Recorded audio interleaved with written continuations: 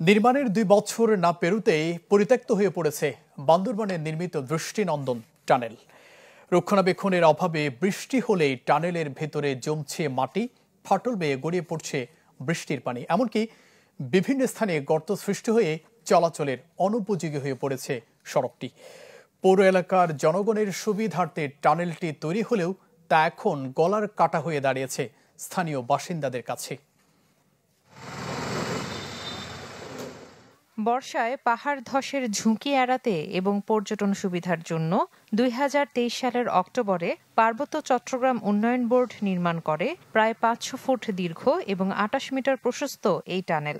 আশা ছিল এতে পৌর এলাকার বাস স্টেশন থেকে কেন্দ্রীয় বাস টার্মিনাল পর্যন্ত যাতায়াত সহজ হবে। উদ্বোধনের পরপরই টানেলের রক্ষণাবেক্ষণ ও পরিচালনার জন্য পৌরসভার কাছে দায়িত্ব হস্তান্তরের কথা থাকলেও নানা জটিলতায় দীর্ঘদিন ধরে সেটি তদারকি করছে পার্বত্য চট্টগ্রাম উন্নয়ন বোর্ড। তবে অযত্ন অবহেলায় খানাখন্দ ও গর্তে ভরে গেছে টানেলের ভিতরের সড়ক।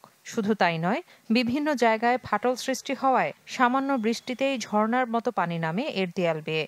এসব কারণে টানেলের ভেতর চলাচলরত যাত্রী ও স্থানীয় বাসিন্দাদের পোহাতে হচ্ছে চরম ভোগান্তি। এখানে যে আলো ছিল, যে রাইট ছিল, রাইটও নাই, কে নিয়ে গেছে জানি না। এখন তা ওরার জন্য খুব ঝুঁকিপূর্ণ। টানেলের মধ্যে দিনের বেলা অন্ধকার থাকে আর রাত্রেও মাঝে মাঝে কারেন্ট থাকে না, মানুষ চলাচল করা খুব কষ্ট হইতেছে। প্রতিনিয়ত পানি পড়তেছে, পানিগুলো পড়ে পড়ে চষে চষে পুরো রাস্তাঘাট যেগুলো টানেল করছে ওগুলো বিভিন্ন স্থানে খাড়াখন্দ হয়ে গেছে। দিন হলে গাড়ি ঘোড়া চলতে পারে, রাত হলে বখাটেদের আড্ডা হিসাবে পরিণতি হয়েছে। যে এখন থেকে যে আন্দাজে পানি পড়ে, এটা আর ২ বছর হতে হতে এটা তো ভেঙেই পড়বে। তৈরি করতে না করতেই পানির লিকেজ হওয়া এবং মানুষের হাঁটার রাস্তায় বাধা সৃষ্টি করা, এটা আসলে খুবই দুঃখজনক।